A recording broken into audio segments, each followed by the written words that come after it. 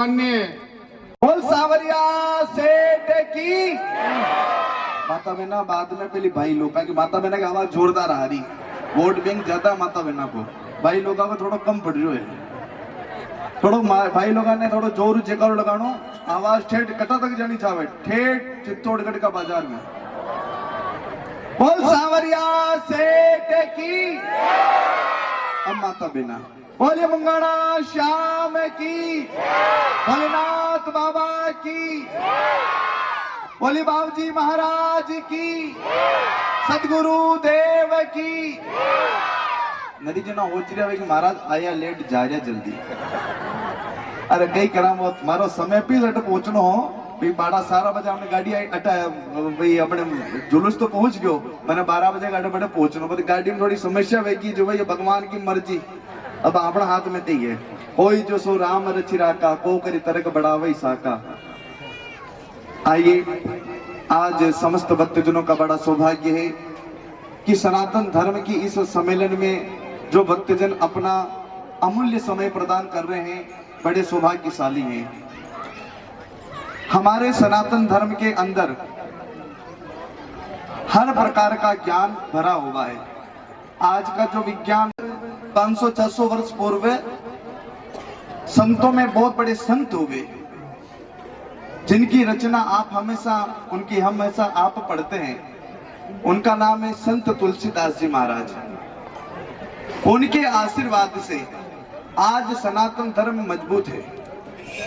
और भी अनेक संत बधारे, उन्होंने सनातन धर्म की रक्षा करने के लिए हमेशा कोई न कोई विशेष कार्यक्रम किए।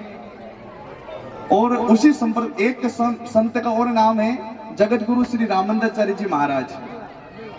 जिस संप्रदाय से हम लोग जुड़े हुए हैं। तो तुलसीदास जी महाराज ने 600 वर्ष पहले कह दिया कि सूरज हमसे कितना दूर है। 100 योजन पर भानु लील्योताई मधुर फल जानू। श्री हनुमान जी महाराज ने सूरज की और पृथ्वी की दूरी बताई। उनमें हनुमान चालीसा में सारा ज्ञान भरा हुआ है। एक बात बताओ, कौन कौन हनुमान चालीसा को रोज पाठ करे? हाथ खड़ा करो। भली मंगलवार कौन करे? चलो मंगलवार के लिए 4-5 हाथ खड़ा गया। महीना में कौन करे? अच्छा, साल में कौन करे? जिंदगी में एक बार तो कीधो भाई जय हो। आपना मीने आध्यात्मिक शक्ति जदी जागृत वेगा जी, आप ही हनुमान जी महाराज की शरणागति लेंगा। भाई यो कलयुग है। कलयुग का मीने हमेशा कोई न कोई पाप कर्म देवे। वाको मूल कारण कई वेवे कि आपना मीने आध्यात्मिक शक्ति नहीं वेवे। आजकल हर गांव का मीने, हर शहर का मीने, हर क्षेत्र का मीने गलत काम वेरिया मन की कर रिया। उपरवांतु की करवाड़ो तो है कौन है? करवा वाला तो मन किस है? आजकल छोरा छोरी हाथ में निकल जावे तो भगवान ने दोष देता, बड़े भगवान योगी की तो भगवान के थाका कर्म था भुगत रहा हो।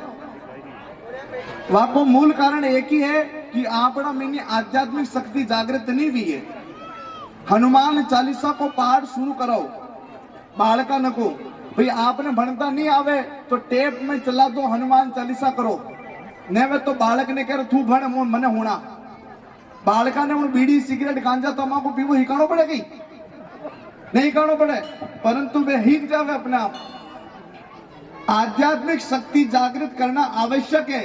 हनुमान चालीसा का पाठ कराओ बालकों से, बालकों के अंदर सुबुद्धि जागेगी। बिनु सत्संग विवेक न होई, राम कृपा बिनु सुलभ न सोई। जब तक आप सत्संग में जा करके श्री सीताराम जी महाराज, श्री हनुमान जी महाराज, भोलेनाथ बाबा की शरणागति आप नहीं लेंगे, तब तक आपके जीवन में अंधकार ही अंधकार रहेगा। इसलिए हनुमान चालीसा का पाठ प्रारंभ करावे। हर हिंदू को हनुमान चालीसा आनी चाहिए। अरे हमारे धर्म को मिटाने के लिए हजारों लोग खड़े हुए हैं। विश्व की बड़ी बड़ी संस्थाएं लगी हुई है। सनातन धर्म को बदनाम करने के लिए, सनातन धर्म के जितने संत हैं, जितने महात्मा हैं, उनके विनाश के लिए, उनको बदनाम करने के लिए हजारों संस्थाएं खड़ी हुई है और वो भारत में भी काम कर रही है। उसका कारण एक ही है कि हम हिंदुओं में आध्यात्मिक शक्ति जागृत नहीं हुई है। भाई रामायण बहुत बड़ा धर्म ग्रंथ है, मद भागवत गीता, श्रीमद भगवत गीता पढ़ो तो हमें भी समय लगे, पर हनुमान चालीसा में सिर्फ 5 मिनट लगे। जब आपनो नींव मजबूत कोने तो आप ही कभी सनातन धर्म की रक्षा कर पावा। भाई आपना जी घर में फूट, जी गांव में फूट, जी देश में फूट, वहां सब जगह हमेशा समस्या ही समस्या है। और जी देश में एकता, जी गांव में एकता, जी घर में एकता, वह हमेशा सुख को वातावरण है। पर एकता जदी वेगा कि आप ही हनुमान जी महाराज की शरणागति लांगा। 5 मिनट लागे जिन्हें आपने समय निकालना है। अगली बार आपने गांव में आवा, अमन तो भगवान सांवरो लीला सांवरो जाने पे अतरो समय का खट्टे खर्च करवायो। तो अबे सांवरिया सेठ की कृपा, बाबूजी की कृपा, अगली बार अटे आवा तो हमारी यह इच्छा है कि अटे जतरा भी लोग बेटा दिखाए बस सबका हाथ खड़ा रहना चाहे। हनुमान चालीसा ने भली आप भणो या भली छोरा ने को भणो या बच्चा आप टेप में लगा लो, हुने जो बात या तो यही जा। और लोगों ने गाड़ा काटता दिखावा जो कटी हिकबा गया गई नहीं गया, अपना भी गया। और छोरा छोरी तरकीब उता देख जो, यानी बीड़ी सिगरेट पीता हुआ नहीं आवे हमें हैं। 12 साल 14 साल की उम्र में बालका ने सब आवो लाग गयो, पर मैंने 5 मिनट हनुमान चालीसा नहीं आ रही। अमुड़ विदेश में जतरा भी इस्कॉन का लड़का है, वह छोटा छोटा बच्चा, वह चोटी डाके हनुमान चालीसा को पाठ करे, गृहस्थी को पालन करिया। हमारी यही प्रार्थना है कि हनुमान हिंदू धर्म की रक्षा अगर करनी हो तो पहले अपने आध्यात्मिक शक्ति जागृत करो। हमारे सनातन धर्म के विरोधी जितने भी हैं वो 5 बार, कुछ लोग जितने भी विरोधी हैं जो सनातन धर्म को नष्ट करना चाहते हैं वो 5 बार नमाज भी करते हैं। शुक्रवार के दिन उनकी दुकान बंद रहती है, उनकी दुकान पे पड़ा जाओ, अरे मारा तो आज शुक्रवार है, हमारे दुकान बंद है। यह अवस्था अपनी वे अपना धर्म को पाको पालन कर लिया, वे खोटो कर्म कर लिया तो वे आगे बढ़ पा रहा। खाटे खोटा कर्म में सफलता कहाँ मिल रही है कि वह अपना मैंने बाकी शक्ति ने जागृत कर ली है। अपना कतरा भी आध्यात्मिक शक्ति देख लो, जटा तक कटा भी माता जी का स्थान देख लो, आज तक माता जी के स्थान पे एक ईंट ने हल्ला पाया। या जतरा भी हिंदू विरोधी लोग हैं, शक्ति जागृत थी वहां पर और आज भी है। आजकल तो भ्रष्टाचार घणो व्यवहार लागो, रुपया के चक्कर में वेंडा वेरिया आता तो वीआईपी का नरी बीमारियां फैल गई जो कहीं शुद्धता तो रही कोने। तो यह हमारी प्रार्थना है हाथ जोड़ कि अगर हिंदू धर्म की रक्षा करनी हो, इन बालकों में आपको आध्यात्मिक विकास करना हो तो पहले नींव मजबूत करो। नींव कैसी है? हनुमान चालीसा। 5 मिनट हनुमान चालीसा और 1 माला सीताराम सीताराम, 25 जान देख जो 1 महीना में फर्क पड़ जाएगा। अटे जतरा भी बेटा दिखा हो, मारो नाम अगर न फर्क पड़े तो मारो नाम बदल दीजो। हाँ भाई मैं चैलेंज कर बात करूं भाई, अपने इस हनुमान जी महाराज ही है इस कलयुग में सबसे बड़े सहारे। राम जी के चरणों में जाना है तो हनुमान जी के चरणों में झुकना चाहिए। इसलिए मेरी हाथ जोड़ के निवेदन है कि हमारी ये दुर्दशा हो रही है कि हम कहते भी वो खेत में वो कटी कूड़ा पे बेटा दिखा वो, अरे थारी मारी लड़ रहा वो, घर में पाथे आ जा वो, तो यार फालतू लड़ ही रहा तो 5 मिनट हनुमान चालीसा कर ही ला। देखो मेरी हाथ जोड़ की प्रार्थना है, मजाक मस्ती अलग बात है, पर सुबह उठे भगवान की शरणागति दर्शन करें, बालकों को पास बैठावें। मैं कह रहा हूं आपका घर स्वर्ग बन जाएगा और आदि बीमारियां यूं ही भाग जाएगी और आपका मैंने आध्यात्मिक शक्ति जागृत होगा। 1 साल तक करो, मुंह कह रूंगा आपका जतरो भी विरोधी होगा वो आपका सामने झुक जाएगा। ये बात है, निवेदन है, हनुमान जी महाराज की शरणागति लो और हिंदू धर्म की रक्षा करनी है तो माने आगे रखो। हनुमान जी महाराज ने यदि भी राम जी की सेना चली तो राम जी की सेना की जिम्मेदारी की का ऊपर ही हनुमान जी महाराज के ऊपर ही कि आपने हमार लो, आपने मैनेज कर लो सा। ये बात निवेदन है कि आप सनातन धर्म की रक्षा करें और सर्वप्रथम सीताराम जी के चरणों में, अपने बाबा जी के चरणों में ये निवेदन करें, हे प्रभु, हे दीनानाथ, हम पर कृपा करें, हम धर्म के मार्ग पे चलें और आध्यात्मिक विकास करें। इसी तरह हम अपने सनातन धर्म की रक्षा कर पाएंगे। बोल सांवरिया सेठ की जय। की संख्या में बलिदान दिया और 500 वर्ष के संघर्ष के बाद भव्य रामलला का मंदिर अयोध्या में निर्माण हुआ। यह सनातन धर्म की विजय है, यह हिंदुओं की विजय है। इसी तरह से काशी विश्वनाथ में कॉरिडोर का निर्माण हुआ, महाकाल में कॉरिडोर का निर्माण हुआ। चारों तरफ सनातन धर्म को बढ़ावा मिल रहा है और हमारे संत आकर के आशीर्वचन के माध्यम से हिंदू समाज को जागृत कर रहे हैं। मैं माताओं, बहनों और भाइयों से निवेदन करूंगा कि आप, जैसा कि संतों ने कहा कि हम मंदिर में सेवा के समय पर जाएं, हम हमारे बच्चों को मोबाइल में नहीं डुबाएं, हमारे बच्चों को खेल के मैदान में भेजें, उनसे कसरत करवाएं, शक्तिमान और ताकतवर बने, खूब हम गाय का घी दूध खाएं पिए और बलवान बने। मुख्य वक्ता ओम जी सुखवाल हमारे बीच में संघ से पधारा है, उनका बौद्धिक होगा, आप शांति से सुने, युवा सभी बैठे। और जो आरएसएस का पूरा नाम है राष्ट्रीय स्वयंसेवक संघ, यह आपने बताया भी कि यह 1925 में नागपुर में एक संघ की शाखा 20-25 लोगों को लेकर के चालू हुई और आज देश में ही नहीं पूरे विदेश में भी और संघ की शाखाएं चल रही है। उसका मुख्य उद्देश्य यह है कि हमारा सनातन समाज सबल बने, संगठित बने और जो विश्व गुरु के स्थान, ये भैया एक बार बाद में कर लेना, बात मत करो, बाद में कर, ये फूल जो है बरसाने बाद में कर लेना। आप वहाँ बरसाने थे, ये अपन ने लाए थे भी, जेसीबी लाए थे, उससे बरसाने थे, सब फूल पर नहीं बरसाए।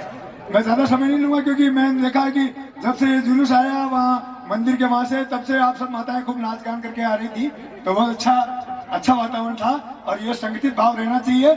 हमारे यहाँ वर्ण व्यवस्था थी, ब्राह्मण, क्षत्रिय और वैश्य और शूद्र, ये शरीर के उसमें से थी। शरीर में आप सबके सिर है, वो ब्राह्मण है, वो किसी भी जाति का होगा, सिर सबके है, वो सिर है, वो सब ब्राह्मण का रूप है। और जो भुजाएं हैं वो क्षत्रिय हैं। आप हम सब लोग अपनी सुरक्षा करते हैं, वो क्षत्रिय का भाव निभाते हैं। और जो उदर है, पेट है, वो वैश्य का काम करता है। अगर पेट में अन्न नहीं जाता ना, अभी किसी ने भोजन नहीं किया होगा तो भूख लग रही होगी, भूख नहीं लग रही होगी तो सब हाथ पैर शिथिल पड़ रहे होंगे। तो ये उधर में पेट में भोजन जाना जरूरी है और ये वैश्य का काम करता है। और ये जो पैर हैं ये शूद्र हैं और अंगांगी भाव इसमें निर्माण है। ऐसा नहीं होता कि पैर में कांटा पक जाए तो हाथ कहता है कि मैं तो नहीं निकालूंगा, मैं नहीं निकालूंगा, तो वो हाथ, वो काम के क्या है उस शरीर के। अभी लठ है, कोई मारे, लठ की मारे मान लो, तो हाथ आगे नहीं आवे तो इस सिर की रक्षा कौन करेगा। तो ये अंगांगी भाव था, कहीं भी भेद नहीं था हमारे समाज में, समरसता का भाव था। और इसलिए हम लोग विश्व गुरु के स्थान पर, भारत माता विश्व गुरु के स्थान पे थी। दुनिया के लोग हमारी संस्कृति को मानने के लिए तैयार है। आप जाओ वृंदावन और वहां पर हरे रामा हरे कृष्णा, वो सारे के सारे ऐसे जो अंग्रेज लोग हैं वो हरे रामा हरे कृष्णा के भजन कर रहे हैं और हम लोग अपनी संस्कृति को छोड़ रहे हैं। अभी रामपाल जी महाराज ने, पूज्य रामपाल जी महाराज ने हाथ खड़े कराए तो हनुमान चालीसा नहीं बोल रहे हैं हम लोग। तो मैं सोचता हूँ कि आने वाली पीढ़ियों को भी सिखाएं। और आजकल तो यूट्यूब पर इस पे खूब सुंदरकांड का पाठ भी है और हनुमान चालीसा भी है और गायत्री मंत्र भी है और आप शिव स्तुति भी है, सारी चीजें हैं। तो उनको बोलिए, बुलाइए, तो निश्चित रूप से ये संस्कार। और यही काम डॉक्टर हेडगेवार ने 1925 में अपने सनातन समाज का संगठन होना चाहिए, वो सबल होना चाहिए समाज, जो दुनिया में कभी विश्व गुरु के स्थान पर रहा, दुनिया को ज्ञान दिया, विज्ञान दिया। अभी एक तथाकथित हमारे को इतिहास पढ़ाया जाता है कि दुनिया ने आकर के हमको शिक्षा दी, ये बहुत गलत बात है। वास्तव में सत्य है तो यह है कि त्रेता में जो सतयुग था उसमें मंत्र शक्ति, मंत्र को इतना साधना की हुई होती है कि मंत्र के द्वारा कुछ भी संभव कर सकते थे।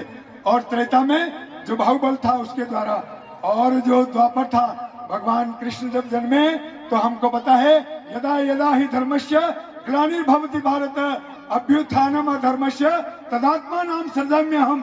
ये भगवान कृष्ण ने घोषणा की है द्वापर में आकर के कि जो जब भी धर्म की हानि होगी तब तब मैं अवतरित होऊंगा। और हम सबको ध्यान में भगवान कृष्ण अवतरित हुए और सज्जनों की सेवा की, जो साधु पुरुष थे, जो सनातनी थे, उनकी सुरक्षा की और उनका और मनोबल बढ़ाया। हम सबको ध्यान में जब कुरुक्षेत्र में महाभारत होने वाला था, अर्जुन वहां आके खड़ा हो गया, गांडीव लेकर के खड़ा हो गया, बाहुबली था, द्रोणाचार्य का शिष्य था, लेकिन खड़ा होकर के वो कहा कि निष्प्रभावी मैं तो कुछ नहीं कर पाऊंगा, मेरे पितामह खड़े, मेरे गुरुजी खड़े, मैं उनके सामने युद्ध कैसे करूंगा, और युद्ध कर लूंगा, जीत भी लूंगा तो क्या भोगूंगा मैं। लेकिन भगवान कृष्ण ने कहा ये तो सभी आते हैं जाते हैं, ये सभी मेरे में मुंह समाते हैं, मैं ही इनको सदन करता हूँ, मैं ही उनको वापस ये करता हूँ, तू तो एक माध्यम है। लेकिन ये धर्म की स्थापना के लिए भगवान कृष्ण ने द्वापर में ऐसा कहते हैं, उन्होंने प्रतिज्ञा की थी मैं कोई शस्त्र नहीं उठाऊंगा, कोई शस्त्र नहीं उठाऊंगा। लेकिन हम सबको ध्यान में है भीष्म पितामह ने जो प्रतिज्ञा की कि आज 5 दुर्योधन ने बार बार जब भीष्म पितामह को कहा कि अरे तुम बहुत 10,000 लोगों को मार रहे हो, 10,000 सैनिकों को मार रहे हो, लेकिन 5 पांडवों को नहीं मार रहे हो। तो उस दिन उनको लगा ये 5 बाण रखे और उन्होंने कहा कि मैं कल 5 पांडव मर जाएंगे।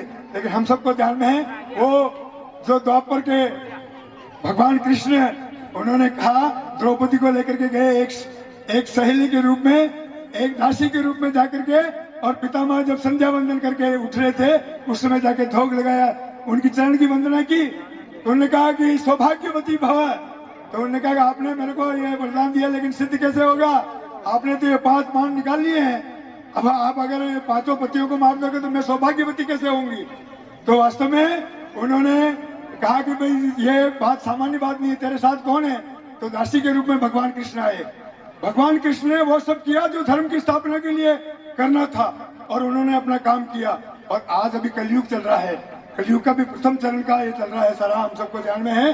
तो निश्चित रूप से भगवान आपने भी कहा है, गुरुदेव ने भी कहा है कि यहाँ पर नाम का आधार है, हम सब लोग जपना शुरू करें और भगवान का नाम जपेंगे तो निश्चित रूप से यह जो राष्ट्रीय स्वयंसेवक संघ है ये समाज का संगठन है। समाज में अपनी अलग बांसुरी, अलग तुती नहीं बजाने वाला है, ये समाज का संगठन है। इसलिए विराट हिंदू संगम जैसा पहलवान साहब ने बताया, या हम सबको ध्यान में है कि आज गांव-गांव में, गली मोहल्ले में, चित्तौड़ शहर में 17 से ज्यादा बस्तियों में ऐसे कार्यक्रम हो रहे हैं और वहाँ सभी सनातन समाज के लोग एक साथ मिलकर के, जैसे अंगांगी भाव मैंने कहा है ना कि जैसे पैर भी शरीर में उतने ही महत्व के हैं जितना सिर है, जितना सिर महत्व का है उतने ही भुजाएं हैं हमारी, और उतना ही पेट भी उतना ही महत्व का है शरीर में। अगर ये किसी का शरीर का अंग मान लो कट जाता है, एक हाथ कट जाता है तो उसको अपंग कहते हैं, उसको सही शरीर नहीं कहते हैं। इसलिए हम सब शरीर के अंगांगी भाव हैं, कोई छोटा नहीं है, कोई बड़ा नहीं है। भगवान कृष्ण ने भी और सबको अपने गले लगाया है। भगवान राम ने तो हम सबको ध्यान में है सबरी के झूठे भैर गाए हैं, भगवान कृष्ण ने सुदामा को गले लगाया है। और ऐसे जो महापुरुष हुए हैं, और वो तो चलो ठीक है त्रेता में हुए होंगे, द्वापर में हुए होंगे, लेकिन हम सबको ध्यान में है हम सभी नानी बाई का मायरा पढ़ते हैं और सुनते हैं गुरुजी के श्री चरणों में बैठ करके। नानी बाई का मायरा जिन्होंने नरसिंह मेहता, उनको किसी ने कहा कि ये भक्ति कर रहे हो ना, ये भक्ति सारा पैसा अपना खर्च कर दो, दान कर दो और उसके बाद में भक्ति करो, तब जाने कि तुम भक्त हो वास्तव में। तो नरसिंह मेहता ने अपना 14 करोड़ का उस समय का जो राशि थी वो सभी और दान पुण्य कर दी और उसके बाद में भक्ति की। हम सबको ध्यान में है उन नरसिंह मेहता को भक्त के रूप में प्रसिद्ध है आज, और भगवान स्वयं प्रदान करके नानी बाई का मायरा 56 करोड़ का मायरा भरा, 4 गुना करके। इसलिए उस भगवान में, उस ईश्वर में, उस राम भगवान में, उनमें आस्था रखोगे ना। आप आजकल अपनी चिंता करते हो। एक सेठ जी थे, बात थोड़ी लंबी हो रही लेकिन मैं छोटी करता हूँ जल्दी से। एक सेठ जी थे, उन्होंने मुनीम से पूछा कि बोल भाई मुनीम, अपने यार कितनी व्यवस्था, कितनी धन दौलत है। तो मुनीम ने हिसाब किताब लगाया, उन्होंने कहा सेठ जी आपने 6 पीढ़ियां खावे नहीं, जतरी तो है अपना पास, तो 6 पीढ़ियां तो 7वीं पीढ़ी का कौन करेगा। तो मुनीम बड़ो समझदार, मुनीम जो है वहीं की व्यवस्था भी करता अभी, कई व्यवस्था कि आपने थोड़ा दान पुण्य कर दानी तो अपनी 7वीं पीढ़ी की भी व्यवस्था कर देगा। तो दान पुण्य लेने कटे क्या हमारा हर का पंडित का बटे क्या पंडित जी कमा सेठ जी आया है तो सेठ जी था सभी धन दौलत लाया मैंने क्यों गई तो हमारा हर के पंडित क्यों के गुरु जी बाणु तो सेठ साहब बाणु तो व्यवस्था लेगी भगवान प्रसाद दे दिन के सुबह के लिए काले आगे संगे की पीढ़ियों के लिए आज धन की धनी व्यवस्था की थी भगवान देव नारायण भगवान कृष्ण भगवान राम भगवान वो काल की व्यवस्था भी वो करेगा। मैंने सुबह की व्यवस्था की चिंता नहीं है और वास्तव में अपने यहाँ सनातन में यही व्यवस्था थी कि हम सवेरे की व्यवस्था की चिंता नहीं करते थे। अभी क्या है उसकी चिंता करते थे भगवान वो करते थे व्यवस्था। अरे सनातन वो है जो चींटी को चुग्गा डालता है गाय को रोटी निकालता है कुत्ते के लिए रोटी निकालता है गाय माता की सेवा करता है। ये सनातन संस्कृति है। और एक दिन ऐसा भी आता है साल में नाग पंचमी हम सबको ध्यान में है नाग हमको डस लेता है तो मर जाते हैं लेकिन उस नाग को भी दूध पिलाने वाला कोई समाज है तो ये माताएं बहनें हैं। और सबसे ज्यादा संस्कृति को बचाने वाली कोई है तो माताएं बहनें हैं। आज 11 से आज अमावस्या है आज पूर्णिमा है आज इसका चौथ का व्रत है आज इस पूर्णिमा का व्रत है। ये सब व्रत करके मैं सोचता हूँ आज धर्म और संस्कृति को बचा रहे हैं। आने वाली पीढ़ियां हमारी संस्कृति और धर्म को बचाए इसके लिए ये संस्कार देने की आवश्यकता है। आप पढ़ाओ अपने बच्चों को कॉन्वेंट स्कूलों में आप बच्चों को अच्छी से अच्छी शिक्षा दो उच्च से उच्च शिक्षा दो इंजीनियर बनाओ। लेकिन आपसे निवेदन करता हूं कि अपनी इस धरती से इस भारत माता से जुड़े रहो। क्यों? क्योंकि हम सबको ध्यान में भगवान राम ने जब रावण को मार दिया रावण के सारे अनुचरों को मार दिया तब लक्ष्मण जी के मन में ऐसा आया कि भगवान अब वहाँ वापस से अयोध्या में चल के क्या करेंगे। हो सकता है भरत जी ने उनको राज करने दो अपन तो यही अयोध्या में रहते हैं अपने लंका में रहते हैं सोने की लंका इतनी बड़ी लंका। तो भगवान राम ने जो उत्तर दिया वो हम सब के लिए प्रेरणा है। राम ने कहा कि अपि स्वर्णमयी लंका न में लक्ष्मण रोचते जननी जन्म भूमि स्वर्गादपि गरीयसी। ये बहुत सोने की लंका बहुत अच्छी है सुंदर है सब सोने ही सोना चारों तरफ कहीं है ही नहीं पत्थर तो कहीं है ही नहीं सभी सोना लगा हुआ है। लेकिन ये जननी और जन्म भूमि वो स्वर्ग से भी बड़ी है इसलिए भगवान राम ने हमको प्रेरणा दी है। तो मैं सोचता हूँ कि आप हम सब लोग अभी गुरुजी ने भी बताया कि यहाँ पर ये जितना हम लोग कर सकते हैं है ना। हम सबको ध्यान में जब भगवान राम ने लंका के ऊपर चढ़ाई की थी तो नल नील भी थे हनुमान जी भी थे लेकिन एक गिलेरी अपने टकई ताली के वहां ताली भी अपना सहयोग कर रही थी। तो अपना सहयोग वैसा भी हो सकता है लेकिन अपन सब सहयोग करते हुए हमारे यहाँ जो समरसता का भाव है वो रहना चाहिए। कहीं भेद नहीं खड़ा होना चाहिए। हाँ व्यवस्था के लिए जातियां हैं कोई डांगी है कोई सुतार है कोई ठाकुर है कोई ब्राह्मण है कोई जो भी जितनी जातियां हैं वो व्यवस्था के लिए है वो भेद के लिए नहीं है। और भेद करेंगे तो हम लोग आपस में बढ़ जाएंगे तो फिर हमारे समाज की एकता नहीं होगी। अभी किसी की एक अंगुली मारो ना तो गुदगुदी चल जाएगी 2 की अंगुलियों की मारोगे तो थोड़ी कुछ उसको होगा महसूस। लेकिन ये 5 अंगुलियां 4 अंगुलियां और अंगूठा मिलकर के किसी को मारोगे ना तो एक बार तो नानी याद आ जाएगी उसकी। और पहलवान साहब जैसे कि हाथ पड़ गया तो मेरे ख्याल से राम नाम सत्य भी हो जाए। तो ये संगठन में शक्ति है ये संघ की शक्ति ये डॉक्टर हेडगेवार साहब ने उस समय महसूस की जो 1920 में MBBS जिन्होंने कर लिया उन्होंने अपना घर नहीं बसाया अपना परिवार नहीं बसाया और इस समाज को संगठित करने के लिए पूरा जीवन लगा दिया। तो ऐसे हजारों लोगों ने अपना जीवन लगाया अच्छी पढ़ाई की और पढ़ाई के बाद में संघ का काम किया समाज का काम किया। और आज की आवश्यकता है कि 100 वर्ष हो गए तो हमको लोगों को कोई 5 प्रण करने चाहिए। और वो 5 प्रण कौन से हैं? तो एक तो हमारी जो पर्यावरण के लिए गुरुदेव ने बहुत मैं स्वयं भी उस आश्रम में जाके आया हूँ मैं भी और बेटा तो जुड़ा हुआ ही है आपसे। तो निश्चित रूप से आपने कहा कि इसको हम लोग पर्यावरण को बचाएं। अब पर्यावरण को बचाएं तो पेड़ तो लगाएं लेकिन साथ में ये प्लास्टिक आ रहा है इसको कैसे तो इकट्ठा करके कहीं कहीं जलाने की इसकी निस्तारण की व्यवस्था करें। दूसरा आजकल हम देखते हैं कि गांव में जल की व्यवस्था पानी की व्यवस्था खूब हो गई तो पानी के कारण से पानी बह रहा कोई टोंटियां लगाने की जरूरत नहीं खूब पानी है।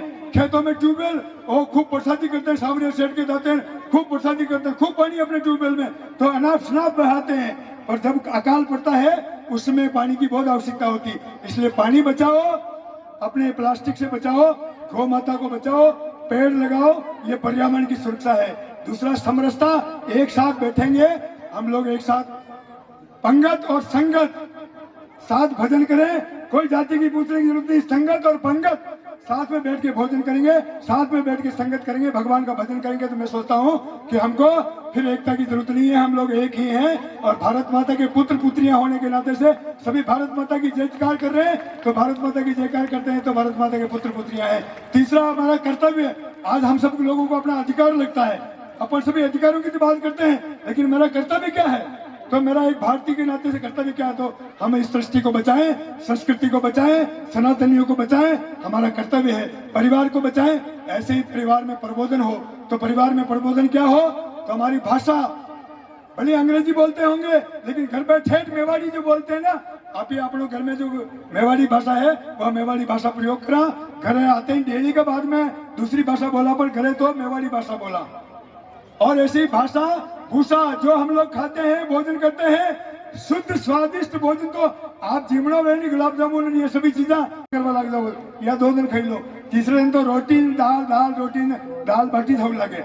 तो जो हमारी भोजन है वो भी हमारा अच्छा हो। और ऐसा है भूषा, हमारा जो ये पहनावा है, अच्छा पहनावा, माताएं बहुत अच्छे पहनावा पहन करके आई, अच्छी लगी, लेकिन आजकल की जो बच्चियां हैं ना, उनको ऐसा पहनावा पहना देते हैं तो वो गलत है। तो भाषा भूषा और ये जो हमारा परिवार का प्रबोधन है, ये हम लोग निश्चित रूप से करेंगे। 2 मिनट में गुरुजी मैं बात पूरी कर रहा हूँ, 2 मिनट में अपनी बात को पूरी कर रहा हूँ, क्योंकि वो 5 विषय मेरे को दिए हैं, वो उसके ऊपर 3 विषय हो गए। एक विषय, एक स्व का स्वभाव, हम क्या हैं? सभी जातियों का कोई न कोई, जैसे गुर्जर समाज देवनारायण भगवान को मानते हैं, जाट समाज वीर तेजा जी को मानते हैं, सभी क्या है वो, कोई एक गुजरों को ही नहीं, हम सब भी मान रहे हैं। ऐसा नहीं कि वो उन्हीं के वो ब्रांडेड हो गए, हम सब के लिए हैं। लेकिन जैसे हमारे देवी देवता को उन्होंने जैसा काम किया है, हम लोग भी वैसा काम करें। भगवान कृष्ण यादव, भगवान राम क्षत्रिय, तो लेकिन उन्होंने कभी ऐसा काम नहीं किया जो सबके सनातन के विरोध हो। तो इसलिए हम अंगांगी भाव से सभी देवी देवताओं को पूजें, सभी को माने और उसमें आस्था रखेंगे। ऐसी आस्था रखेंगे तो निश्चित रूप से ये स्व का भाव भी हमारा होना चाहिए। स्व का भाव तब जब था तब वीर शिवाजी ने हिंदू साम्राज्य की स्थापना की, महाराणा प्रताप ने मेवाड़ को अक्षुण्ण रखा, यहाँ पर परकियों को नहीं आने दिया। तो निश्चित रूप से ऐसी हमारी सेना में भी आज शौर्य है, जो दुनिया के देश आज हमारे देश के आगे झुक रहे हैं। तो ये स्व का बोध भी हमको होना चाहिए। पर्यावरण की हम लोग सुरक्षा करें और परिवार का प्रबोधन करें, और साथ में ये समरसता का जो भाव है, हम सभी एक ही माँ के पुत्र और पुत्रियां होने के नाते से आपस में भाई और बहन, हमारे यहाँ मंत्र बोलते थे, मातृवत परदारेषु, पर स्त्री माँ और बहन के समान है। मातृवत परदारेषु परद्रव्येषु लष्टवत, पराया धन धूल के समान है। पुराने लोग विराजे हुए हैं, पुराना धन अपना नहीं है, लेकिन ये जो पाश्चात्य संस्कृति का प्रकोप हुआ है, ये जो मैकाले शिक्षा पद्धति यहाँ आई है, उसके कारण से आजकल ये गीत हो गए, फिल्मी दुनिया में गीत गए, राम नाम जपना पराया माल अपना। अरे पराया माल अपना कहाँ से हो गया? हमारा तो पराया मान धूल के समान था, हम उसको देखते भी नहीं थे, और पराई स्त्री माँ और बहन के समान थी। आज क्या हो रहा है? कुछ भी घटनाएं हो रही है आज समाज में, तो ये पराई स्त्री माँ और बहन के समान है। तो मातृवत परदारेषु परद्रव्येषु लोष्टवत, आत्मवत सर्वभूतेषु, आत्मा ये परमात्मा का अंश है, ये शरीर नश्वर है। अभी मैं बोल रहा हूँ, थोड़ी देर बाद में राम नाम सत्य हो जाए तो सभी कहते हैं कि अग्नि के हवाले करो इसको, और हो जाता दाह संस्कार हो जाता, अंतिम संस्कार बोला भी किसने, अंतिम संस्कार हो जाता है, हो गया अंतिम संस्कार। तो ये शरीर तो पंच तत्वों का है, जो पंच तत्वों में मिल जाता है। वो जो आत्मा थी वो भगवान के अंदर है, तो आत्मा परमात्मा का स्वरूप है, इसलिए कोई बड़ा नहीं है। सभी में जो आत्मा आप में है, वो मेरे में है, वो इनमें है, वो उनमें है, वो जाट में है, वो क्षत्रिय में है, वो ब्राह्मण में है, वो वैश्य में है, वो सभी जातियों में है। इसलिए समरसता का भाव रखें और हम सभी संगठित रहे। मैं सोचता हूँ कि जो डॉक्टर साहब ने एक स्वप्न देखा था कि मेरा देश, मेरा ये राष्ट्र, मेरे सनातन समाज के लोग एक हो और एक होकर के हुंकार करेंगे, तो अभी 100 करोड़ से भी ज्यादा हिंदू समाज के लोग हैं। वो अमेरिका क्या, चीन क्या और रूस क्या और दूसरे जितने छोटे बड़े कुकुर मुत्रे देश हैं जो अपने ही देश के अभिनंग थे, वो तो साष्टांग प्रणाम होंगे हमारे को। और इसलिए हम लोग सभी संगठित हो, एक हो, सभी बहनों को, भाइयों को, सबको सुंदरकांड का पाठ, हनुमान चालीसा जैसा गुरुजी ने कहा, और शिव स्तुति, ये सभी करें।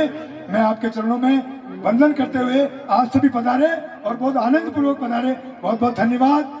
जय भारत माता, जय हिंदुस्तान, जय देवनारायण भगवान, जय सावरिया सेठ। अलग आंगड़े रहेगा तो कोई भी मरोड़ नहीं, बल्कि बड़े बड़े वाला की मरोड़ देखो दुखेगा, पर एकदम मुट्ठी बांध लांगा तो थोड़ा बड़े वाला ने भी जोर आएगा।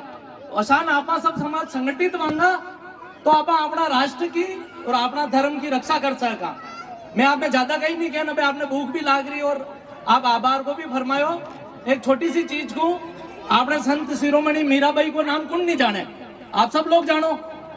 एकदम आसान ही जाना का भाई जेमल जी मेवाड़ की रक्षा का बातें बता रहा, और मेवाड़ की रक्षा का बातें बता रहा तो रास्ता में मेवाड़ की सीमा पे बनाने डाकू घेर लेवे, जो तीर भाला चलावे वे घेर ले, भाई अणु धन संपत्ति लूटा मको काम ही हो है कर्म में।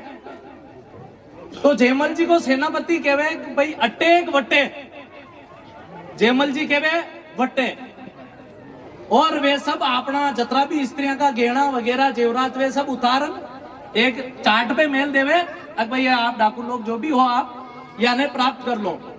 पर वो डाकुआ को सरदार आन के वे अबे यो नहीं लाछावे, मने तो यो बताओ अटेन बट्टे को मतलब कही है। अच्छा जेमल जी कहवे कि मां मेवाड़ की रक्षा का वास्ते मेवाड़ को समर्थन वास्ते युद्ध करवाने जा रहा, अकबर की सेना को आक्रमण वेरियो है। मानी छावा के अटे लड़न था मां भाई भाई मर जावा, वटे युद्ध में काम आनो छावा। तो यह है राष्ट्रभाव, राष्ट्रभक्ति की भावना।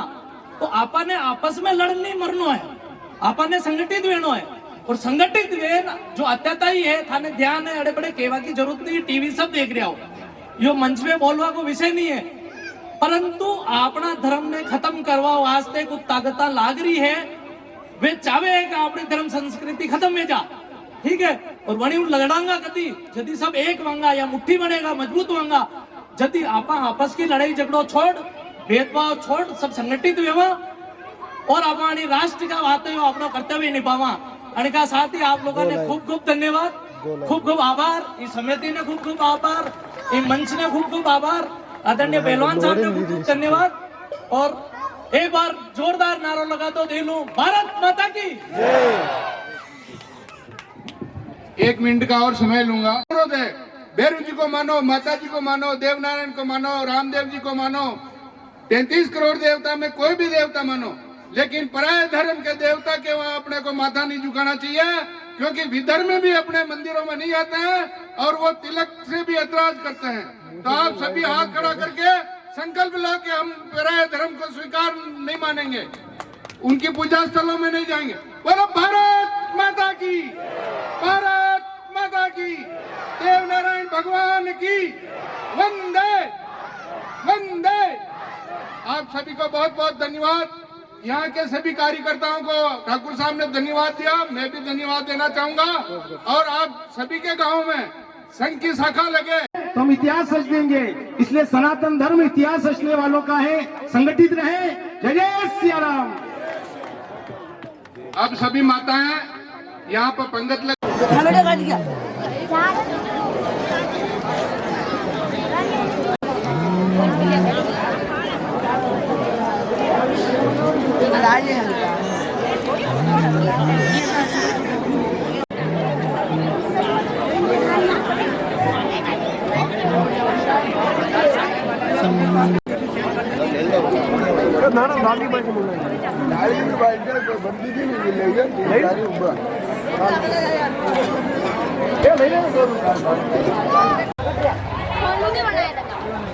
वीडियो अब सेंड कर दीजिए।